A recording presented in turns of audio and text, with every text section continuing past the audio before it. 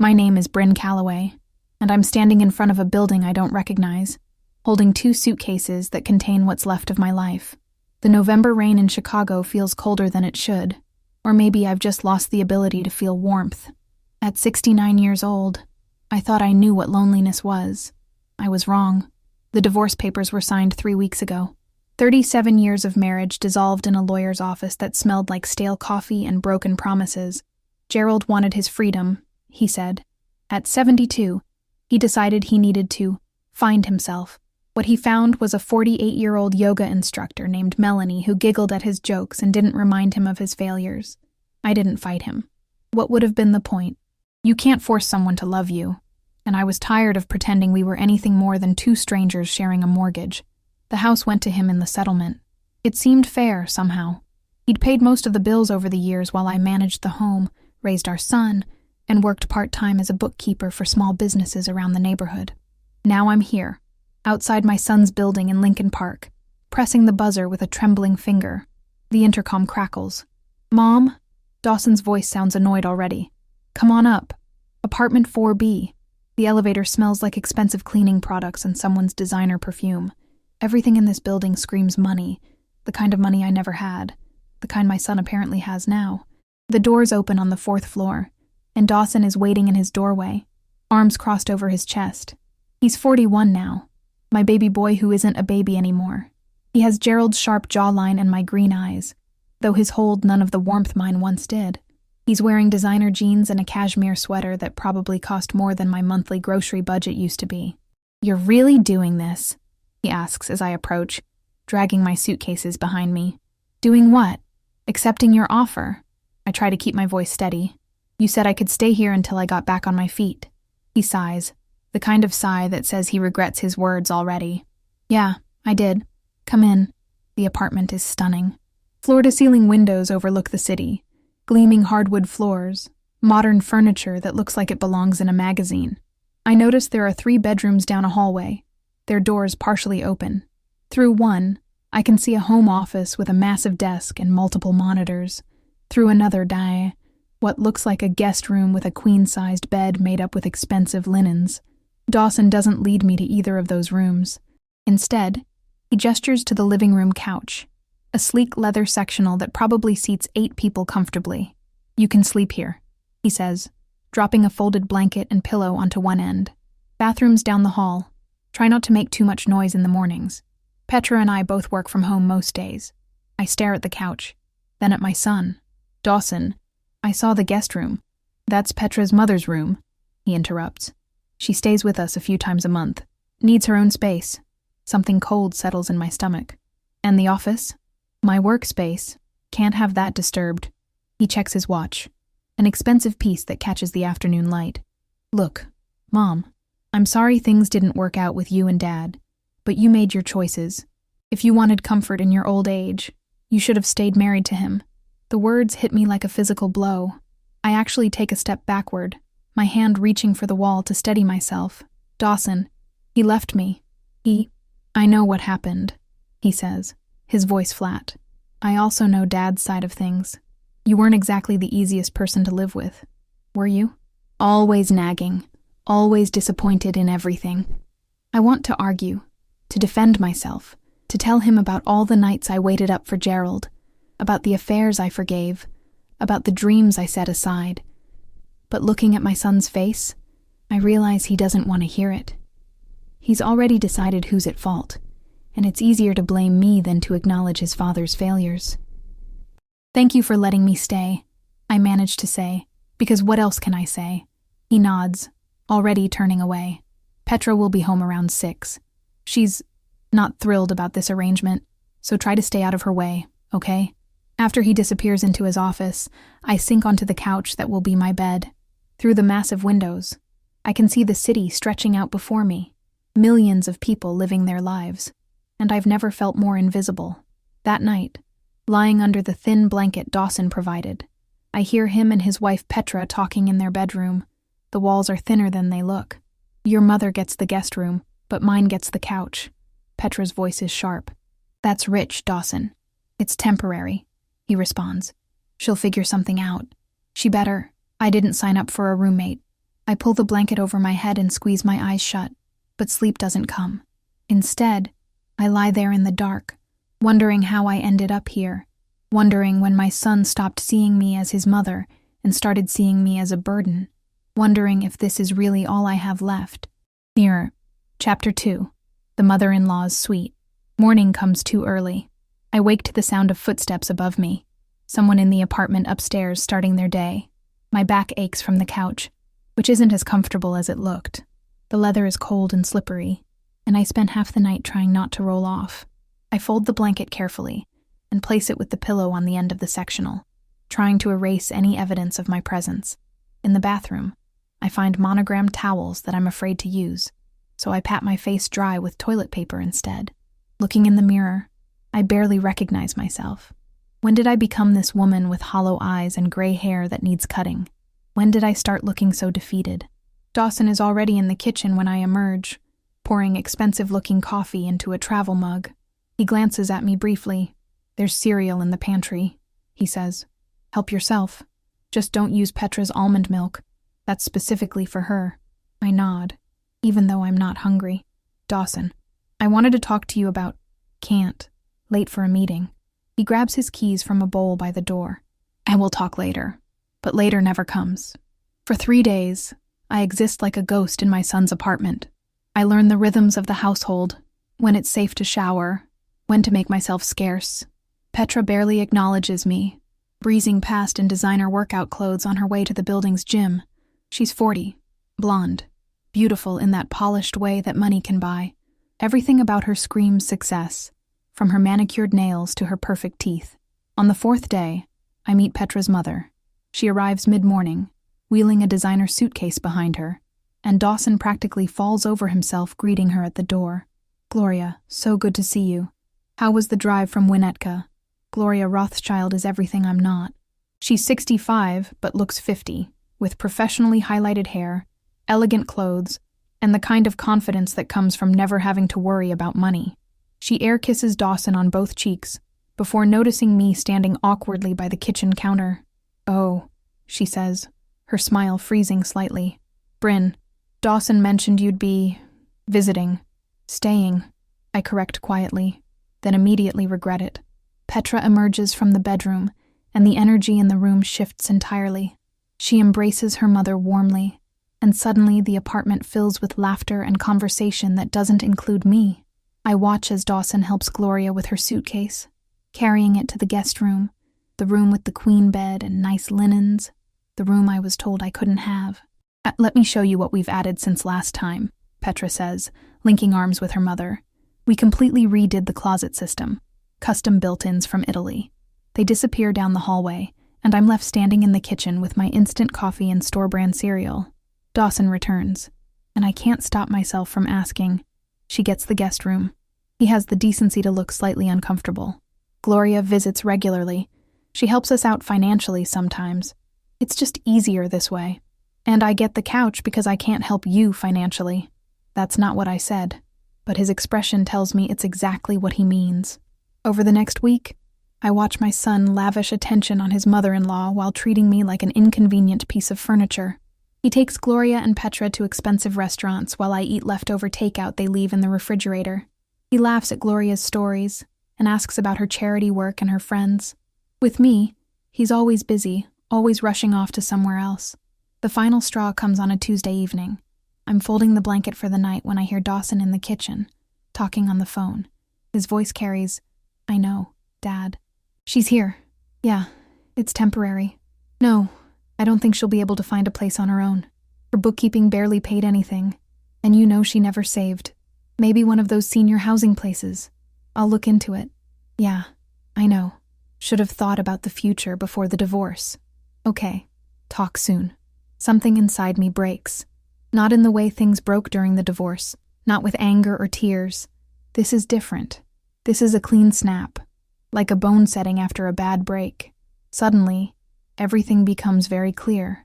I've been waiting for my son to remember that I'm his mother, waiting for him to show compassion, waiting for things to get better, but they won't. To Dawson, I'm not his mother anymore. I'm a financial liability, an embarrassment, A reminder that he came from something less than the luxury he's built for himself. That night, after everyone is asleep, I sit on the couch with my phone and start researching. Senior housing, assistance programs, job opportunities for women my age. The options are depressing, but I force myself to look at everyone. Then something makes me pause. A memory, floating up from years ago. I pull up my email and start scrolling back, years and years of messages. Finally, I find what I'm looking for. An email from 15 years ago, from a lawyer named Vincent Castellanos. The subject line reads, "Regarding the estate of Margot Calloway." My hands shake as I open it and read the words I'd forgotten about, words that might change everything. Chapter 3. The Inheritance. I'd almost forgotten about Aunt Margot. She was my father's sister, a woman I'd met only a handful of times growing up. She never married, never had children, and spent most of her life working as a legal secretary in downtown Chicago. She was quiet, reserved, and honestly, not particularly warm. Family gatherings were awkward with her there, and eventually, we just stopped inviting her. The last time I saw her was at my father's funeral, 20 years ago. She'd stood apart from everyone, declined to come to the gathering afterward, and disappeared back into whatever life she'd built without us. I felt guilty about it sometimes, but life was busy. I had Dawson to raise, a marriage to maintain, and the daily demands that come with being a wife and mother. When she died 15 years ago, I received that email from Vincent Castellanos. I remember reading it in a haze, dealing with Dawson's college applications and Gerald's complaints about his job. The email said something about Margot's estate, about me being named in her will, about paperwork that needed signing. I'd meant to follow up. I really had. But then, Dawson got into Northwestern, and there was the tuition to figure out, and Gerald decided we needed to refinance the house, and the email got buried under 1,000 other obligations. Eventually, I forgot about it entirely. Now, sitting on my son's couch at 2 a.m, I read the email again with different eyes. Dear Mrs. Calloway, I am writing to inform you that you have been named as a beneficiary in the estate of Margot Eleanor Calloway. As executor of her will, I need to meet with you to discuss the details of your inheritance and obtain your signature on several documents. The estate includes various assets that require immediate attention. Please contact my office at your earliest convenience to schedule an appointment. Time-sensitive matters are involved, and I strongly encourage you to respond within the next 30 days. 30 days. That was 15 years ago. My heart pounds as I search for Vincent Castellanos online. To my surprise, his law office still exists, located in the Loop. The website is modern and professional, specializing in estate planning and probate law. I find an email address and start typing before I can talk myself out of it. Dear Mr. Castellanos, my name is Bryn Calloway. You contacted me 15 years ago regarding my Aunt Margot's estate. I realize an extraordinary amount of time has passed, and I take full responsibility for not responding. I was dealing with family circumstances that I allowed to overshadow this matter. I understand if the opportunity has passed, but I'm writing to ask if there's anything that can still be done regarding the inheritance you mentioned. If not, I apologize for wasting your time. Sincerely, Bryn Calloway. I send it before I can overthink it, then sit staring at my phone screen. It's probably nothing. Even if there was an inheritance, it's likely long gone, absorbed back into some state account, or distributed to other relatives. I'm grasping at straws, and I know it. But what else do I have? I must fall asleep eventually because I wake to Petra stepping over me on her way to the kitchen. She doesn't apologize, just continues past like I'm part of the furniture. The morning passes slowly. Dawson emerges around 9, looking irritated when he sees me sitting on the couch, awake and clearly not planning to disappear for the day. Don't you have somewhere to be? He asks. Where would I go, Dawson? He sighs. I don't know, Mom. The library? A coffee shop? You can't just sit here all day? Why not? It's where I sleep. Because Petra's having some friends over this afternoon, and it's awkward having you here. Before I can respond, my phone chimes with an email notification. I glance at it, expecting spam. It's from Vincent Castellanos. My hands shake as I open it. Dear Mrs. Calloway, I'm frankly stunned to hear from you after all these years. Yes, your aunt's estate is still in a form of legal limbo due to your non-response. The situation is complicated, but there may still be options available. Can you come to my office today? I have an opening at 2 p.m. if you're available. This matter requires in-person discussion. Best regards, Vincent Castellanos. I read it 3 times to make sure I'm not imagining it. What's that? Dawson asks, noticing my expression. Nothing, I say quickly, standing up. You're right. I should get out of the apartment for a while. He looks relieved. Good idea. I shower quickly, using Petra's expensive shampoo because at this point, I don't care anymore. I put on the nicest clothes I have, a blouse and slacks that are a bit worn but clean. Looking in the mirror, I try to see myself as a lawyer might see me, a broke old woman, desperate and disheveled. But beneath that, I see something else starting to emerge, a spark of something I thought I'd lost. Hope. Chapter 1. Chapter 4. The Truth About Margot. Vincent Castellanos' office is in a building I remember from my youth, back when my father would bring me downtown to see the Christmas windows at Marshall Fields. The neighborhood has changed, gentrified and expensive now, but the building remains, its stone facade weathered by decades of Chicago winters. The elevator is old, requiring an operator, an elderly black man who nods politely as I tell him the 14th floor. As we climb, I watch the floors tick by and wonder what I'm walking into. Probably nothing. Probably a brief meeting where a lawyer politely tells me I missed my chance 15 years ago and there's nothing to be done. The elevator opens into a hallway with frosted glass doors bearing various company names. Castellanos and Associates is at the end, and when I push through the door, I find a small waiting area that's elegant but not ostentatious. A young receptionist looks up from her computer. Mrs. Calloway, Mr. Castellanos is expecting you. She leads me to an office that overlooks the city, and a man who looks to be in his late 60s stands to greet me. Vincent Castellanos is tall and silver-haired, with kind eyes behind wire-rimmed glasses. Mrs. Calloway, he says, shaking my hand. Please, sit. Can I offer you coffee? Water? Water would be nice, thank you. Once we're settled, he opens a thick file on his desk. I can see my name on the tab, and my stomach tightens. I have to tell you, he begins. In 40 years of practicing law, I've never had a beneficiary simply not respond for this long. I tried reaching you multiple times over the first year, but my calls and emails went unanswered. I know, I say quietly. I have no excuse except that I was overwhelmed with life, and I let it slip through the cracks. I'm sorry. He studies me for a long moment. You know what's interesting? Your aunt predicted this might happen. I blink. What? Margot came to see me about 6 months before she died. She was very specific about her wishes, and she was also remarkably clear-eyed about family dynamics. He flips through some papers. She told me, and I quote, Bryn won't follow up right away. She's too busy taking care of everyone else. But eventually, she'll need this. And when she does, I want you to help her. Tears sting my eyes unexpectedly. I barely knew her. She knew you better than you think, Vincent says gently. May I ask what brought you back to this after all these years?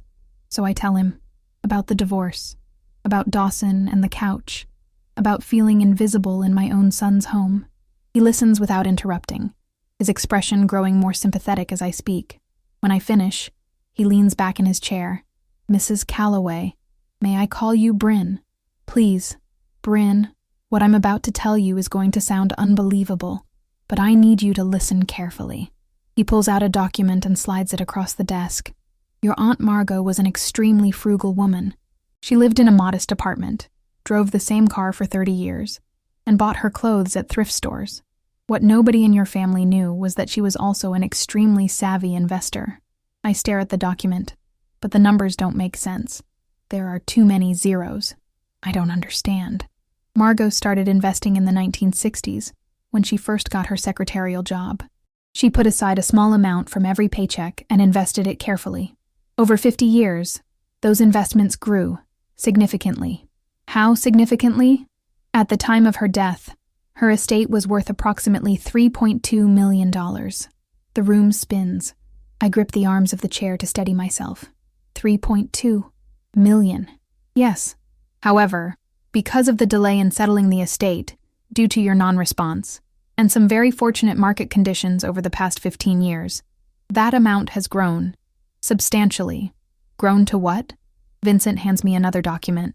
As of yesterday, The estate is worth approximately $6.8 million. I can't breathe, can't think, can't process what I'm hearing. That can't be right. There's been some mistake. There's no mistake. Margot left her entire estate to you, with one condition: that you use it wisely and don't let your family take advantage of you. Those were her exact words in the will. But why me? We weren't close. I barely saw her. Vincent's expression softens. She saw something in you, Bryn. She mentioned in our conversations that you were the only member of your family who ever asked how she was doing. Do you remember that? I think back, searching my memories. Then it comes to me. My father's funeral. I'd found Aunt Margot standing alone by the refreshment table, looking lost and uncomfortable. I'd gone over and asked if she was okay, if there was anything she needed. We'd talked for maybe 5 minutes before Gerald pulled me away to meet someone. I barely remember it. I whisper. She remembered. She said it was the only time anyone in the family treated her like a person instead of an obligation. He pushes the documents toward me. This is yours, Bryn. All of it. The money has been sitting in carefully managed accounts, accumulating interest, waiting for you to claim it. What do I need to do? Sign some paperwork. Provide identification and banking information. Then we'll transfer everything into accounts in your name. He pauses. I'd also strongly recommend that you don't tell anyone about this immediately. Not until you've had time to process it and make some decisions. Why? His expression turns serious. Because $6.8 million changes everything, and not always in good ways. People will treat you differently when they know. Some will want to help you. Others will want to help themselves. You need time to figure out who's who. I think about Dawson, about the couch, about being told I should have stayed married if I wanted comfort. A cold clarity settles over me. You're right, I say. I won't tell anyone, not yet. We spend the next hour going through paperwork. I sign where he indicates, provide my information, answer questions about my plans. By the time I leave his office, I'm the owner of accounts containing more money than I ever imagined having. But I don't feel rich. I feel something else entirely. I feel powerful. Chapter 5. The Disappearance. I don't return to Dawson's apartment that afternoon. Instead, I walk through downtown Chicago as the November sun begins to set, watching my breath cloud in the cold air. People rush past me, caught up in their own lives, their own problems. None of them know that the gray-haired woman in the worn coat is a millionaire. I find a coffee shop and sit by the window, nursing a latte and thinking. Vincent's words echo in my mind. People will treat you differently when they know. I think about how Dawson treated me when he thought I was broke and helpless. How Petra couldn't even be bothered to acknowledge my existence. How Gloria was welcomed with open arms because she had money to contribute. My phone buzzes. A text from Dawson. Where are you? Petra's freaking out that you left your stuff here. I don't respond. Let him wonder. Over the next few hours, I make plans. I book a room at a boutique hotel in River North. Something modest but comfortable. I arrange for a car service to pick me up. I draft a simple email to Dawson, short and to the point. By 8 p.m., I'm standing in a hotel room with my 2 suitcases, looking out at the city lights. My phone won't stop buzzing. Texts and calls from Dawson, increasingly frantic. Mom, where are you? This isn't funny. At least let me know you're okay. Mom, seriously, call me back. Finally, I send the email I drafted. Dawson, thank you for your hospitality over the past weeks. I've decided to make other arrangements for my living situation. Don't worry about me. I'll be fine. I need some time to myself. I'll be in touch when I'm ready. Mom. I turn off my phone and sink onto the hotel bed. It's soft, welcoming, nothing like that leather couch. For the first time in weeks, I sleep deeply. The next morning, I wake with a purpose I haven't felt in years. I shower in the beautiful bathroom, order room service, actual room service, with fresh fruit and perfectly cooked eggs, and start making calls. First, I contact a financial advisor that Vincent recommended. Her name is Regina Torres, and she specializes in sudden wealth management. We schedule a meeting for the following day. Then I call a real estate agent. I tell her I'm looking for a condo, something modest but nice, in a good neighborhood. She's eager to help, sensing a serious buyer. I spend the day wandering the city, reacquainting myself with places I haven't visited in years. The Art Institute, Millennium Park, the shops along Michigan Avenue where I window shop without the shame of not being able to afford anything. My phone, When I turn it back on that evening, explodes with messages. Dawson has called 17 times. There are texts from Petra, surprisingly concerned. Even Gerald has reached out, which shocks me. I ignore all of them and call Vincent instead. "How are you holding up?" he asks. Honestly, I feel free for the first time in decades. Good. That's exactly what Margot wanted for you. He pauses. Have you thought about what you want to do, beyond just living arrangements? I'm working on it, I say, but I have an idea forming. Over the next few days, that idea crystallizes into something concrete. I meet with Regina, who helps me understand the full scope of what I have.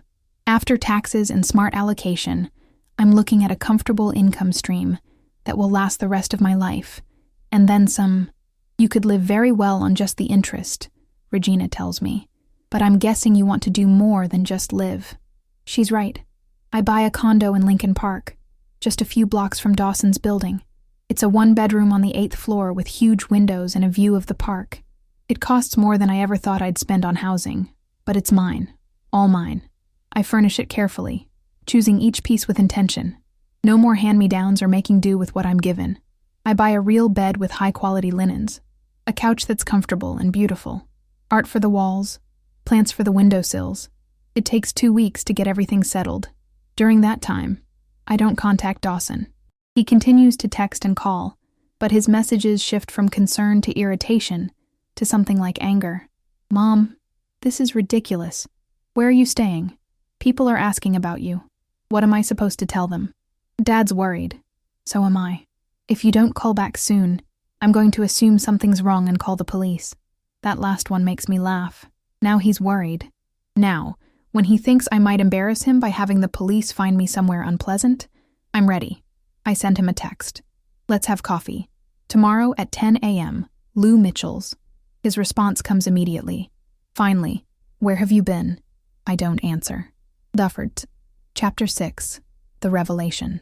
Lou Mitchell's is crowded with the breakfast rush when I arrive, but I've reserved a booth in the back. I'm wearing new clothes. Nothing flashy, but well-made and flattering. My hair has been cut and styled. I've had my nails done. I look like myself again, or maybe like a version of myself I'd forgotten existed. Dawson arrives 10 minutes late, looking harried and annoyed. He spots me and makes his way through the crowd, sliding into the booth across from me. Mom, what the hell? Where have you been? I've been worried sick. He stops, really looking at me for the first time. You look different. I got my hair done, I say calmly, sipping my coffee. How have you been, Dawson? How have I been? Mom, you disappeared without a word. You can't just do that. I thought something terrible had happened. Like what? Like I was homeless and freezing on the street somewhere. He has the grace to look uncomfortable. Mom, I didn't say that. But you thought it was possible, didn't you? Because I'm just a broke old woman with no options. Mom, that's not... Let me tell you where I've been, Dawson. I fold my hands on the table, meeting his eyes directly. I've been staying in a hotel. Then I bought a condo. I've been furnishing it and getting my life in order. I've been doing quite well, actually. He stares at me. What do you mean you bought a condo? How did I afford it? I finish for him. That's what you want to know, isn't it? Well, yeah. Last I heard, you were broke. Dad said your bookkeeping barely paid anything, and you had no savings. Your father was correct about my bookkeeping income. He was wrong about the savings. I take another sip of coffee, making him wait. Did you know your great-aunt Margot?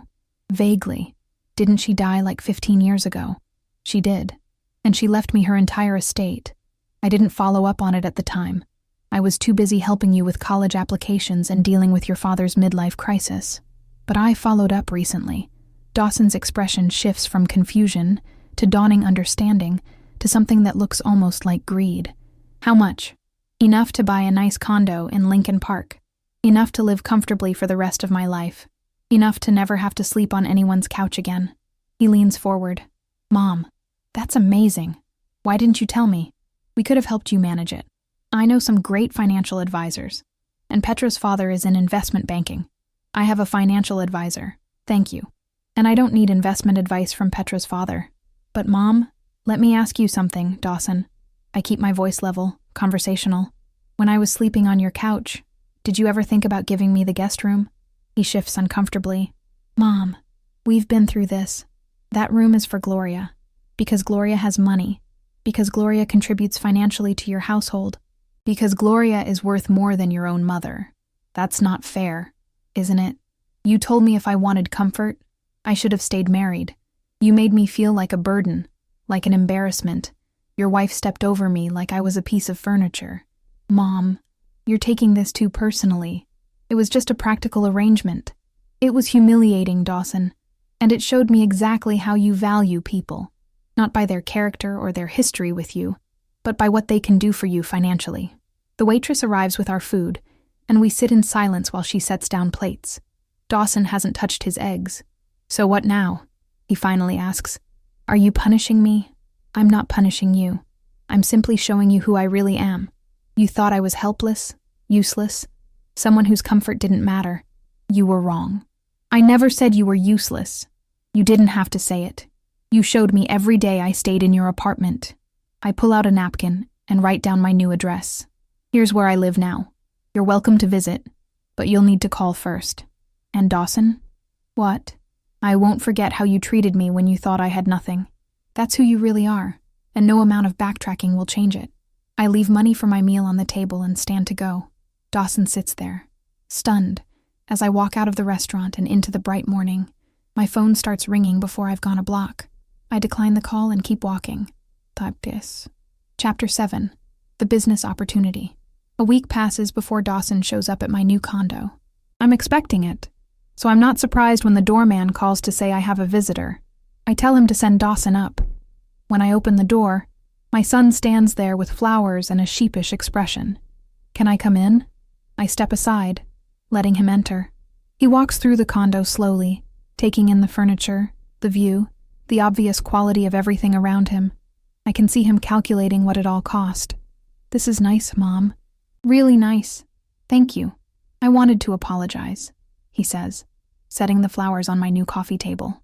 I've been thinking about what you said at breakfast. You're right. I didn't treat you well. I don't know, thoughtless, I guess. You were cruel, I correct him. There's a difference between thoughtlessness and cruelty. You made a choice to give your mother-in-law comfort while offering your own mother a couch. He winces.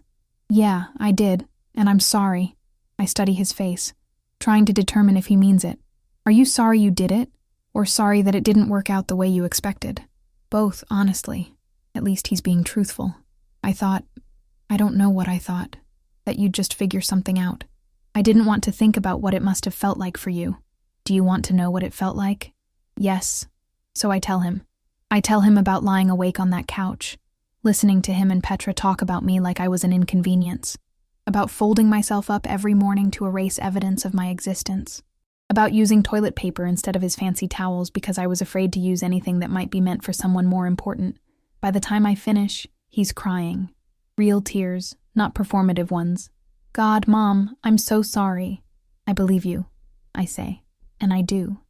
But sorry doesn't erase what happened. The question is what you do with that sorry. Do you learn from it? Or do you just feel bad for a while and then go back to who you were? I want to learn, he says. I want to be better. We talk for another hour. Really talk. In a way we haven't in years. He tells me about the pressure he feels to maintain his lifestyle, about how Petra's family has money, and he's always trying to keep up, about how somewhere along the way, he started valuing people based on what they could provide, rather than who they were. Dad did the same thing, he admits, and I swore I wouldn't be like him, but here I am, making the same mistakes. Recognition is the first step, I tell him, but it's only the first step. As he's leaving, he turns back. Mom, how much did Aunt Margot leave you? If you don't mind me asking. I look at him for a long moment. Enough, I finally say. Enough for me to never worry again. After he leaves, I sit by my window and watch the city below. Dawson's apology felt genuine, but I'm not naive enough to think one conversation fixes everything. Trust takes time to rebuild, and maybe it never fully comes back. Maybe that's okay. My phone rings. It's Regina, my financial advisor. Bryn, I have something interesting for you. Remember how we discussed looking for investment opportunities? I remember. There's a struggling bookkeeping and accounting firm here in Chicago. The owner is retiring and looking to sell. Given your background in bookkeeping and your current financial position, I thought you might be interested. A bookkeeping firm.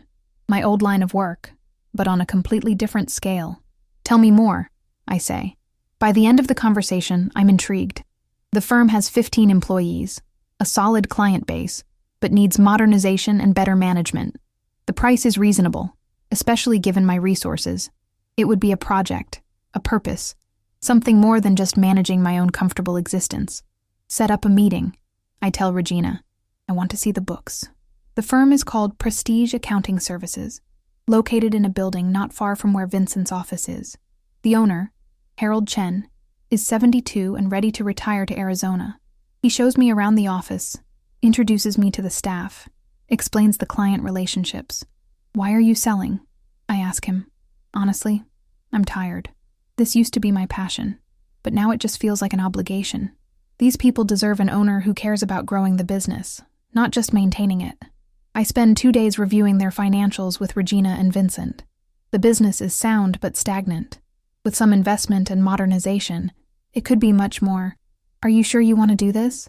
Vincent asks me. You don't have to work anymore. You could just enjoy your retirement.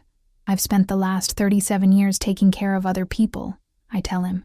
Now I want to build something of my own, something that proves I'm more than just someone's wife or mother. I buy the firm. The paperwork takes 3 weeks, and by the end of December, I'm the owner of Prestige Accounting Services. My first act is calling a staff meeting. 15 people gather in the conference room, looking nervous. They know there's been a change in ownership, but they don't know anything about me. My name is Bryn Calloway, I begin. I'm your new owner. I know you're probably worried about changes, about whether your jobs are safe. Let me address that right away. I'm not here to fire anyone. I'm here to build something better, and I need all of you to do that. I explain my vision, modernizing systems, improving client relationships, expanding services. I talk about investing in training, about better benefits, about creating a workplace where people feel valued. I also want to be honest with you. I continue. I'm new to running a business at this scale. I'm going to make mistakes. What I ask is that you give me your expertise, your honesty, and your patience as we figure this out together. The mood in the room shifts. People start asking questions, offering ideas, showing enthusiasm. By the end of the meeting, I can feel the energy changing. After everyone leaves, the office manager, a woman named Dorothy who's been with the firm for 20 years, stays behind. Can I ask you something? She says. Of course. Why did you buy this place? You don't seem like someone who needs the money. I smile. I don't need the money. I need the purpose. And maybe I need to prove something to myself. She nods slowly. I think we're going to get along just fine. Mrs. Calloway. Call me Bryn. None. Chapter 8. The Transformation. January brings Chicago's brutal cold, but I barely notice. I'm too busy transforming Prestige Accounting Services into something better. The first month is a whirlwind of meetings, system upgrades, and learning more about business management than I ever thought I'd need to know. Dorothy becomes my right hand, teaching me the intricacies of client relationships and office politics. I hire a tech consultant to modernize our systems, moving everything to cloud-based software. I negotiate better benefits for the staff and give everyone a modest raise. You don't have to do this, Dorothy tells me when I announce the raises. Most of them were expecting cuts, not raises. I know, I say, but I'm not most owners. By February, we start seeing results. Client retention improves. We land 3 new accounts, small businesses looking for more personalized service than the big firms provide. Word starts spreading that Prestige has new management and renewed energy. I discover I'm good at this. All those years of managing a household, balancing Gerald's unreliable income with our needs, keeping track of Dawson's expenses, it translated into skills I didn't know I had. I understand cash flow, budgeting, the importance of relationships. I can see inefficiencies and fix them. More importantly, I understand people. I know what it's like to feel undervalued, overlooked, taken for granted. I make sure none of my employees ever feel that way. Dawson visits regularly now, usually bringing lunch or coffee. Our relationship is slowly rebuilding, brick by careful brick. He's more thoughtful, asking about my business, listening to my challenges. Petra even apologizes one afternoon, admitting she was cold and judgmental. I didn't understand, she says quietly. I thought you were just another person trying to take advantage of Dawson. I didn't see you. No, I agree. You didn't. Gerald, interestingly, tries to reconnect. He calls one evening, his voice tentative. Bryn, it's me. I heard you bought a business. You heard correctly. That's great, really great. He pauses. I was wondering if we could get coffee sometime. Talk. About what, Gerald? About us, about the past, about maybe trying again. I laugh, and it's not a kind sound. You left me for a yoga instructor. You told me you needed to find yourself. Did you find yourself, Gerald? Melanie and I broke up. I'm sorry to hear that. I'm not, really, but I can be gracious. But that doesn't change anything between us. We were married for 37 years. That has to mean something. It does mean something. It means I spent 37 years putting you first while you put yourself first. I'm done with that version of myself. Bryn, please. Goodbye, Gerald. I hang up and realize I'm shaking, but not with fear or regret, with relief. I've closed that door firmly, and I have no desire to reopen it. March brings an unexpected opportunity. One of our clients, a small manufacturing company, mentions they're struggling with a complex tax situation. Their regular accountant can't figure it out, and they're considering hiring an expensive consultant. Let me look at it, I tell them. I spend a weekend diving into tax code, consulting with Regina and Vincent, mapping out possibilities. By Monday, I have a solution that saves the client thousands of dollars. They're thrilled. More importantly, they tell other business owners. By April, Prestige has grown from 15 employees to 23. We've moved to a larger office space.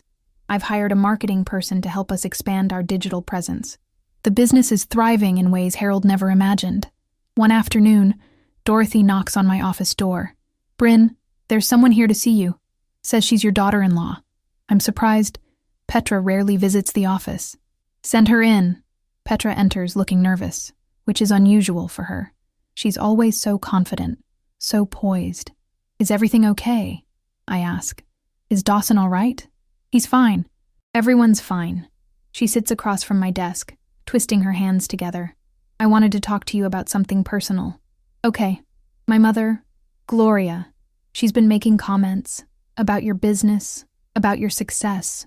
She's not happy about it. I lean back in my chair. Why would Gloria care about my business? Because before, she was the important one, the one with money, the one Dawson and I catered to. Now you have your own money, your own success, and she feels threatened by that. That sounds like Gloria's problem, not mine. I know, but she's been pushing Dawson to ask you for investment advice, trying to get information about your finances. She wants to know exactly how much you have. Why are you telling me this? Petra meets my eyes. Because I was just like her before, judging people by their bank accounts, treating you like you didn't matter because you didn't have money. I don't want to be that person anymore. And I don't want my mother manipulating Dawson into using you. I'm quiet for a moment, processing this. Does Dawson know you're here? No? This is just me, trying to do the right thing. Thank you, Petra. I appreciate the warning. After she leaves, I sit alone in my office, thinking. The money Margot left me was meant to give me freedom, but it's also revealing things about the people around me. Some, like Dawson and Petra, are learning and growing. Others, like Gerald and Gloria, see only opportunity for themselves. That evening, I have dinner with Vincent and Regina. We've become friends over the months, and they've watched my transformation with obvious satisfaction. You've done well, Vincent tells me. Margot would be proud. Do you think she knew? I ask. When she left me everything, do you think she knew it would change my life this way? I think she hoped it would, Regina says. She gave you a gift, but you're the one who chose what to do with it. You could have just lived comfortably and quietly. Instead, you built something. I had to, I tell them. After everything that happened, the divorce, Dawson's treatment, feeling invisible, I had to prove I was more than what they thought I was. And did you? Vincent asks. Prove it. I think about the business, about the employees who respect me, about the clients who trust me, about the life I've built entirely on my own terms. Yes, I say. I did. Chapter 9. The Manipulation. Summer arrives with humid heat that makes the city shimmer. Prestige Accounting Services continues to grow, and I'm negotiating to acquire another small firm that wants to merge with us. It's exciting, challenging work that keeps me energized despite the long hours. Then Gloria makes her move. It starts with an invitation to dinner at Dawson and Petra's apartment. I almost decline. I'm exhausted from a particularly demanding week, but Petra insists. Please, Bryn. It would mean a lot to Dawson, and to me. So I go, bringing wine and expecting a quiet family dinner. Instead, I find Gloria there, dressed elegantly and smiling like a shark. Bryn, how wonderful to see you. I've been hearing such impressive things about your business success. We settle into dinner, and the conversation is pleasant enough at first. Dawson talks about his work. Petra mentions a charity event she's organizing. But then Gloria steers things in a different direction. Bryn, I wanted to ask your advice about something. I've been thinking about diversifying my investments, and Dawson mentioned you have an excellent financial advisor. I glance at Dawson, who looks uncomfortable. I do work with someone, yes. I'd love an introduction, and perhaps we could discuss investment strategies. I'm always interested in learning from successful people. There it is. The hook, baited and cast. I'm not really an investment expert, Gloria. I'd recommend consulting with your own financial advisor, but you must have learned so much over the past few months. Starting a business, managing substantial assets. That inheritance from your aunt must have been quite significant. Petra catches my eye and gives a subtle shake of her head. A warning. It was enough, I say neutrally. Dawson mentioned it was several million. Gloria presses, her smile never wavering. And what an incredible blessing. You know, I've been thinking, with your business acumen and my connections, we could do something really spectacular together. I have friends looking for investment opportunities, and a firm like yours could really benefit from access to high net worth individuals. Now I see it. The play. Gloria wants in on my success, wants to use my money and my business to expand her own influence and income. And that's an interesting thought, I say carefully. But I'm not looking for investors or partners right now. Oh, I didn't mean as a partner, more like a consultant. I could introduce you to the right people. Open doors that might otherwise stay closed. For a small fee, of course. Of course. Dawson clears his throat. Mom, you don't have to... Nonsense, Gloria interrupts. This is just business. Smart people help each other, don't they, Bryn? I set down my fork and look directly at Gloria. I've played nice long enough. Gloria, let me be very clear. I'm not interested in your connections, your consulting services, or your small fees. My business is doing well because I've worked hard to build something solid and sustainable, not because I'm chasing access to your wealthy friends. Her smile falters. And I was simply trying to help. Were you? Or were you trying to find a way to profit from my success, while treating me like someone who needs your approval to succeed? That's not what I meant at all. I think you're misunderstanding. I understand perfectly. I stand, gathering my purse. Dawson and Petra, thank you for dinner. Gloria, I hope you find someone else to manipulate. I'm done being underestimated by people who thought I was worthless when I had nothing, and suddenly find me fascinating now that I have something. I leave before anyone can respond. My hands are shaking as I wait for the elevator, but not with fear, with anger, righteous and clean. Petra follows me into the hallway. Bryn, wait, I'm sorry. I knew she was planning something, but I didn't think... You didn't think she'd be so obvious about it? Yeah, I softened slightly. You tried to warn me. I appreciate that. She's going to make this difficult. She'll try to turn Dawson against you again. Let her try. Dawson's an adult. He can choose who he wants to listen to. The next few days are tense. Dawson calls repeatedly, trying to smooth things over. I let most of his calls go to voicemail. Finally, he shows up at my office. Can we talk? He asks, standing in my doorway looking miserable. I wave him in and close the door. Say what you need to say. Gloria was out of line. I should have shut it down earlier, but I didn't realize what she was doing until it was too late. Didn't you? Or did you hope I might actually agree to her scheme? He flinches. That's not fair, isn't it? Be honest with me, Dawson. When Gloria suggested I work with her, part of you thought it might be good for everyone. Extra income for her, connections for me, Everyone benefits. He's quiet for a long moment. Maybe, at first, but then I saw your face, and I realized I was doing it again, treating you like a resource instead of my mother. Yes, you were. I'm trying, Mom. I really am. But I keep falling back into old patterns. I study my son, this man who looks so much like his father, but who I hope can be better. Trying isn't enough, Dawson. You have to actually change. That means sometimes choosing me over what's comfortable or convenient. That means telling Gloria no when she pushes for access to my life. I know. Do you? Because this is the second time you've had to choose between me and someone with money and influence. The first time, you chose the couch for your mother. What will you choose this time? He stands, straightening his shoulders. I'll choose you. I'll talk to Gloria. Tell her she needs to back off. If she doesn't like it, that's her problem, not yours. And if that causes problems between you and Petra, then Petra and I will work through it. But I'm done putting other people ahead of you. I want to believe him.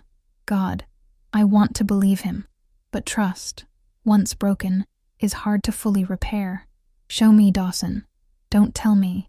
Show me through your actions. He nods and leaves, and I'm left alone in my office with a familiar ache in my chest.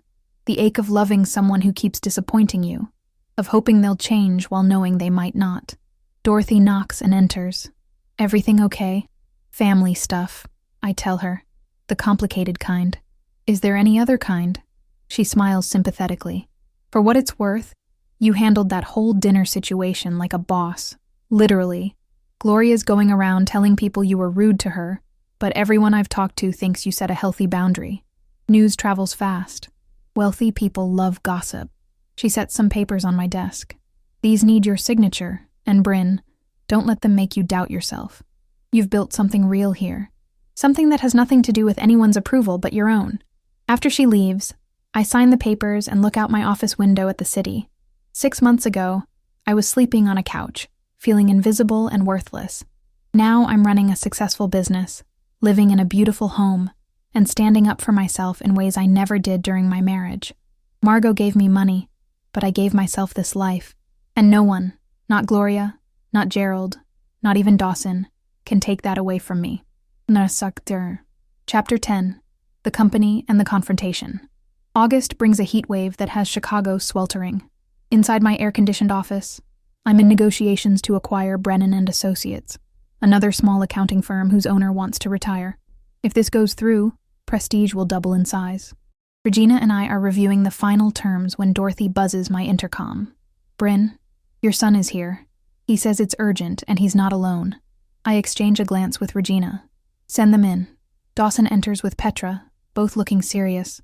Behind them, unexpectedly, is Gerald. What's this about? I ask, standing. Mom, we need to talk to you about something important, Dawson says. Mom, can Regina give us a few minutes? Regina looks at me, and I nod. After she leaves, I gesture to the chairs around my conference table. Sit, talk. Dawson takes a breath. Gloria's been causing problems. Serious problems. She's been telling people, our friends, business associates, that you manipulated Dawson into giving you money, that you're taking advantage of family relationships. Let her talk, I say. I don't care what Gloria thinks.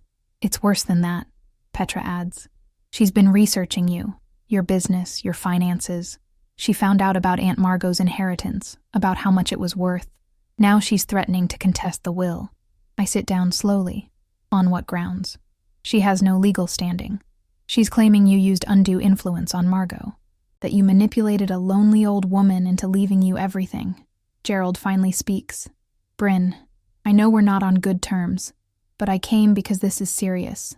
Gloria's hired a lawyer.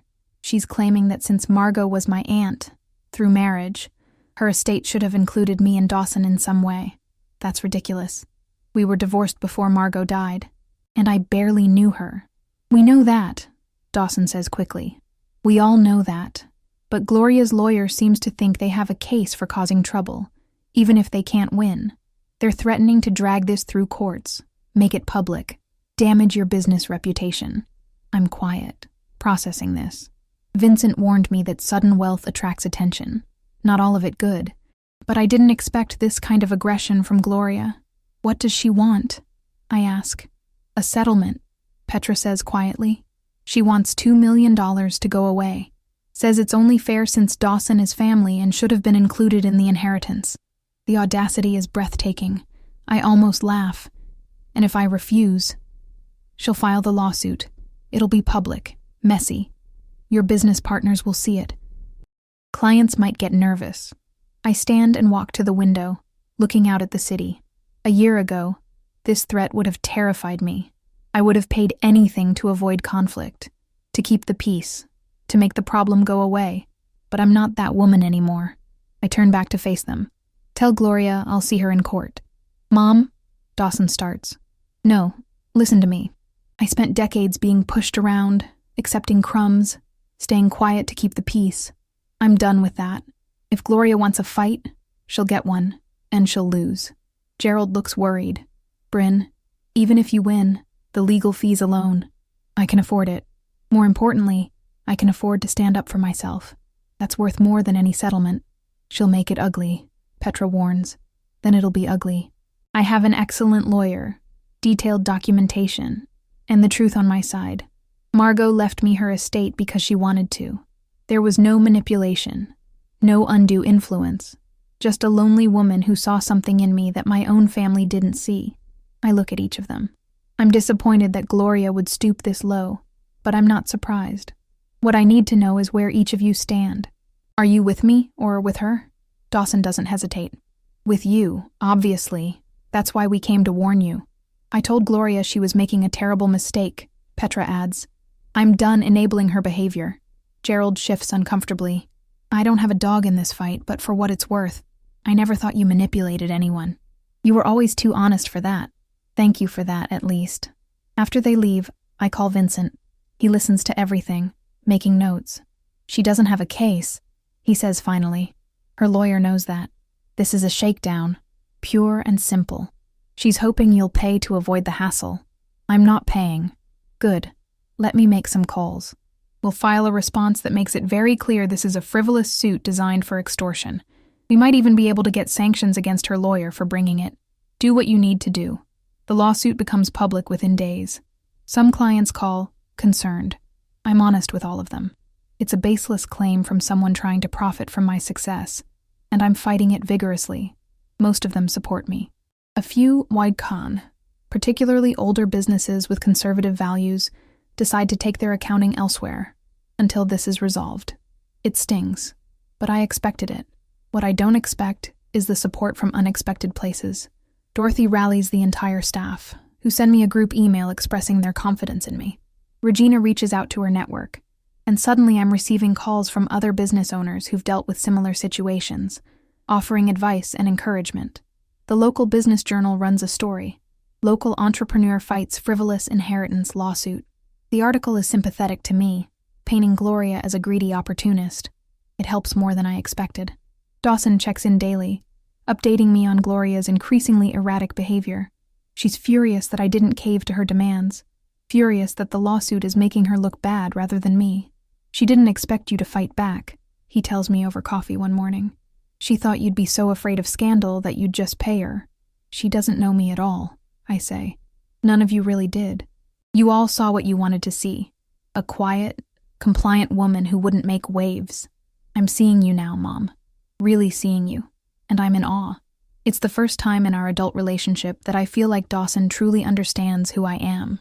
It doesn't erase the past, but it matters. The preliminary hearing is scheduled for October. Vincent is confident we'll get the case dismissed, possibly with sanctions against Gloria's lawyer. In the meantime, I focus on my business, on the acquisition of Brennan and Associates, on building the life I've created. One evening, alone in my condo, I find myself looking at an old photo of Aunt Margot. It's from my father's funeral, the last time I saw her alive. She's standing apart from everyone, looking sad and isolated. Thank you, I whisper to the photo. Thank you for seeing me when no one else did. Thank you for giving me the chance to become who I was always meant to be. I frame the photo and put it on my desk at work, a reminder of where I came from and how far I've traveled. Chapter 11. The Courtroom. October arrives with the kind of crisp, clear weather that makes Chicago beautiful. The leaves are turning, and there's a bite in the air that promises winter is coming. But I barely notice the weather as I walk into the courthouse with Vincent by my side. Gloria's lawsuit has become something of a spectacle. The business community is watching, and I've received dozens of messages of support from people I barely know. The consensus seems to be that Gloria has overplayed her hand badly, but that doesn't make this moment any less nerve-wracking. The courtroom is smaller than I expected, wood-paneled and formal. Gloria sits on one side with her lawyer, a slick-looking man in an expensive suit. She's dressed dramatically, as if she's attending a society event rather than a legal proceeding. When she sees me, her expression turns cold. Dawson and Petra are in the gallery, there to support me. So is Regina, Dorothy, and surprisingly, several of my employees who took the morning off to attend. Their presence steadies me. The judge, a woman in her 60s named Margaret Kowalski, enters and we all rise. She has the no-nonsense demeanor of someone who's seen every type of legal manipulation and isn't impressed by any of it. Gloria's lawyer goes first, presenting his case. He argues that Margot Calloway was isolated and vulnerable, that I took advantage of a family connection to manipulate her into leaving me her estate. He suggests that the inheritance should be voided or redistributed to include Margot's other relatives, namely Gloria's family through their connection to me. It's a weak argument, and even as he's making it, I can see Judge Kowalski's skeptical expression. Then Vincent stands. He's calm, methodical, and devastating. He presents documentation showing that I had minimal contact with Margot in the years before her death. He shows that Margot was of sound mind, that she worked with Vincent for months crafting her will, that she was explicit about her wishes. He produces the notes from Vincent's meetings with Margot, including her statement that she expected I wouldn't respond immediately because I was too busy taking care of everyone else. Your Honor, Vincent says, this lawsuit is not about inheritance rights or legal standing. It's about a woman, Gloria Rothschild, who saw an opportunity to extract money from someone she viewed as weak and compliant. When Ms. Calloway refused to be intimidated, Mrs. Rothschild escalated to this frivolous legal action. He presents evidence of Gloria's attempts to insert herself into my business, her requests for financial information, her demands for a settlement. Each piece of evidence makes Gloria look worse. Furthermore, Vincent continues, we believe this lawsuit was brought in bad faith, designed purely to harass my client and damage her reputation. We're requesting that the case be dismissed with prejudice and that sanctions be imposed on opposing counsel for bringing a clearly frivolous claim. Gloria's lawyer tries to respond me, but he's floundering. Judge Kowalski cuts him off. I've heard enough. This is one of the most transparently frivolous cases I've seen in 20 years on the bench. Mrs. Rothschild, you have no legal standing whatsoever to contest this will. You are not a relative of the deceased. You had no relationship with her. And your connection to this case is so remote as to be laughable. She turns to Gloria's lawyer. Counsel, you should have known better than to bring this case. I'm dismissing it with prejudice and ordering you to pay Mrs. Calloway's legal fees. I'm also referring this matter to the state bar for review of your conduct. Gloria stands up, her face red. This isn't fair. She doesn't deserve that money. She's nobody, just some divorced woman who got lucky. Mrs. Rothschild, Judge Kowalski says sharply, you will sit down and be quiet, or I will hold you in contempt. Gloria sits, but she's shaking with rage. The judge continues, let me be very clear. Ms. Calloway did nothing wrong. She received an inheritance from a woman who chose to leave her estate to someone she believed would value it. The fact that Ms. Calloway has gone on to build a successful business and create a new life for herself speaks to her character, not to any wrongdoing. She looks directly at Gloria. Your attempt to profit from her success through intimidation and harassment is reprehensible. This case is dismissed. The gavel comes down, and it's over. In the hallway outside the courtroom, I'm surrounded by people congratulating me. Dawson hugs me tightly, and I can feel him shaking. I'm so sorry, Mom. Sorry you had to go through this. Sorry Gloria put you through this. It's okay, I tell him. It's over now. Petra approaches Gloria, who's standing apart from everyone, her lawyer having already fled. I watch as Petra speaks quietly to her mother, and then walks away. Gloria stands alone, and for a moment, I almost feel sorry for her. Almost. Outside the courthouse, reporters are waiting. Someone must have tipped them off about the case. They surround me with cameras and microphones. Miss Calloway, how do you feel about the judge's ruling? Vindicated, I say simply. What would you say to others facing similar harassment over inheritances or sudden wealth? I think carefully before answering. I'd say don't let anyone make you feel guilty for your success. Don't let people who undervalued you when you had nothing suddenly dictate what you do when you have something.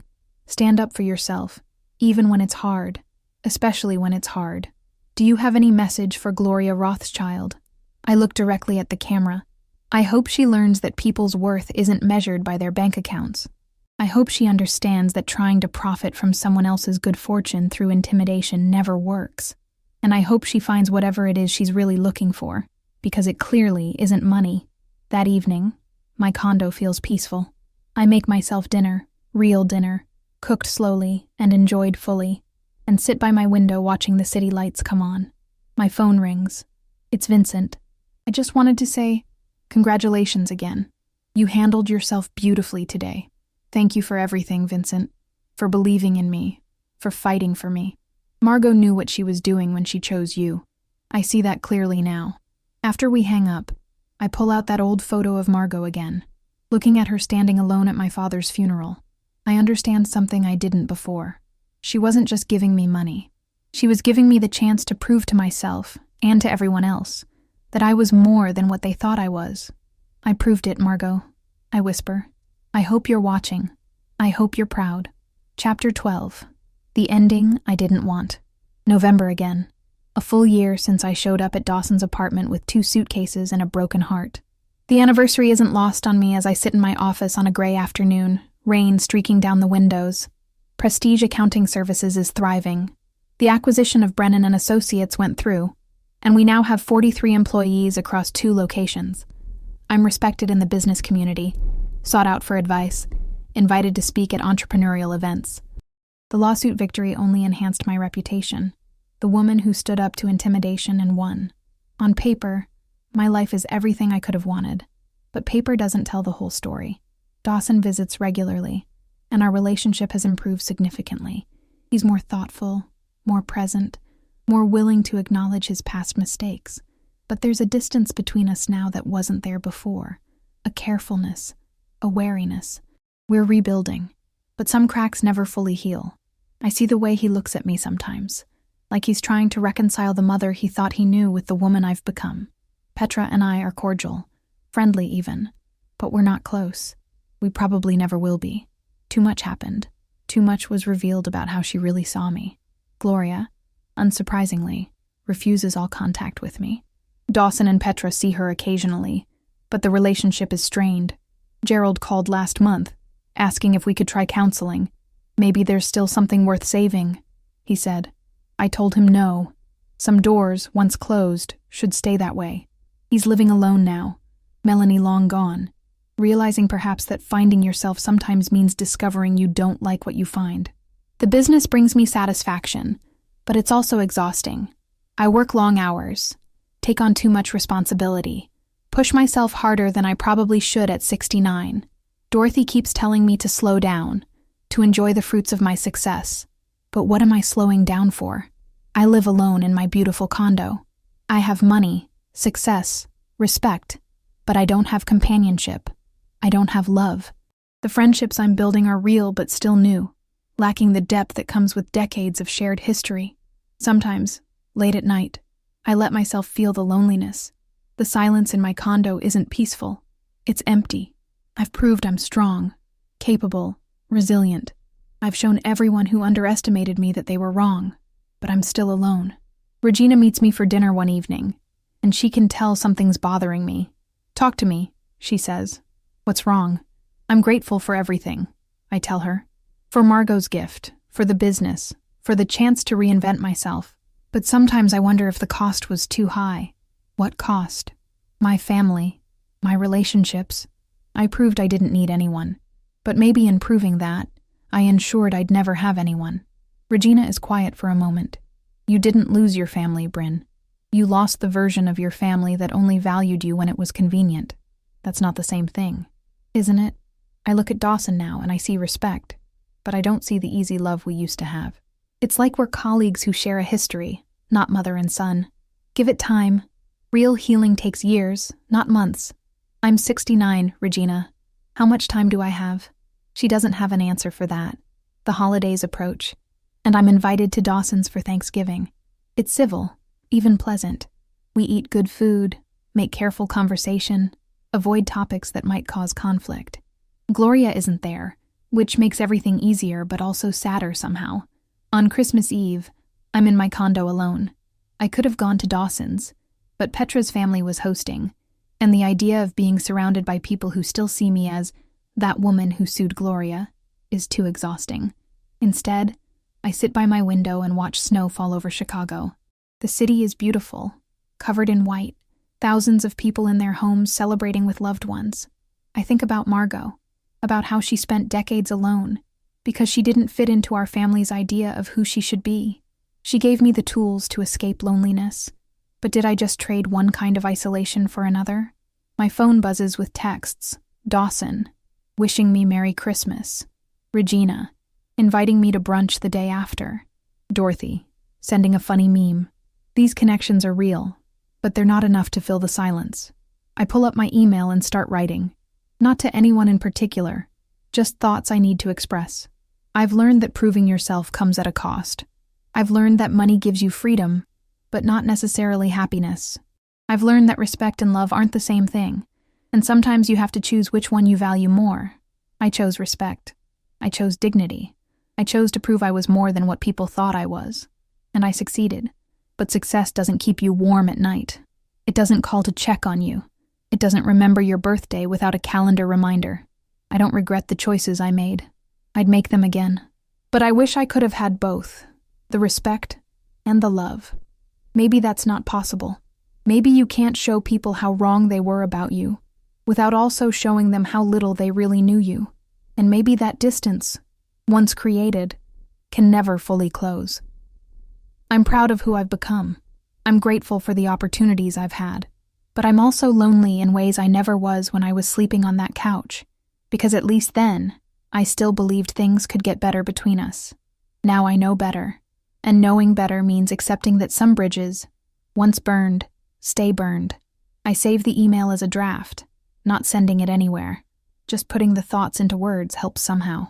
The next morning, I wake to find several inches of snow have fallen. The city is quiet, muffled by white. I make coffee and stand at my window, watching early morning joggers leave tracks in the fresh snow. My phone rings. It's Dawson. Merry Christmas, Mom. I know you said you couldn't come yesterday, but Petra and I were hoping you'd come over today. Just the three of us. No extended family, no drama. I'm about to decline, but something in his voice stops me. And what's wrong? Nothing's wrong. I miss you, Mom. Not the obligatory holiday visits, but really talking to you. Really spending time together. You have respect for me now, I say quietly. But do you still love me? The question hangs there, too raw and honest for polite conversation. Yes, he finally says, and his voice cracks. God, yes. It's different than before, and maybe that's my fault for not appreciating what I had. But I do love you, and I'm trying to figure out how to show you that in ways that actually mean something. I close my eyes, tears sliding down my cheeks. I'll come over. The day is quiet and gentle. We don't talk about the business or the lawsuit or any of the drama. Instead, we look through old photo albums, and Dawson tells stories about his childhood that I'd forgotten. Petra makes dinner, and for a few hours, it almost feels like family. As I'm leaving, Dawson hugs me at the door. I know I can't fix the past, but I want to build something better for the future. If you'll let me, I'll let you, I tell him. Just be patient with me. I'm still learning how to trust you again. I'll spend as long as it takes earning that trust back. Driving home through the snowy streets, I realize something. My life isn't the fairy tale ending where everything works out perfectly. I'm not surrounded by a loving family who's learned their lesson and now appreciates me unconditionally. I'm not living in uncomplicated happiness. Instead, I'm living in reality. Messy, complicated reality where people make mistakes and hurt each other. Where forgiveness is possible but full healing might not be. Where success comes with costs and victories come with losses. I've built a life I'm proud of, I've proved I'm strong and capable and worthy of respect. But I'm also still lonely sometimes, still scarred by what happened, still navigating relationships that were fundamentally changed by the choices we all made. And maybe that's okay. Maybe that's what real life looks like. Not perfect, not fully resolved, but moving forward anyway. Taking what was broken and building something new from the pieces, even if it doesn't look quite like what you hoped it would. I reach my condo and sit in my car for a moment, looking up at my window 8 floors above. Inside is a life I created entirely on my own terms. It's not perfect, but it's mine. And that, perhaps, is enough. I step out into the cold Chicago night, leaving footprints in the fresh snow, and head inside to whatever comes next.